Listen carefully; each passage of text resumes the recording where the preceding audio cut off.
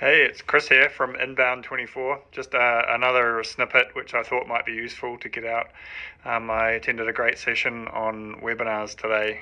It's something that we help our clients with. There was a neat takeaway leaning into the AI world, which was to use AI for a lot of that post-processing to grab additional value from the content that's already been created from the webinar. So for example, running it through an AI tool to get a transcript of everything that was said in there, to get bullet points for key takeaways, to potentially produce larger format content like blogs, being able to do short format content like shorts for YouTube or Facebook, Instagram, whatever it might be, and to help produce blogs as well. So once you get that core bit of data, you're all good.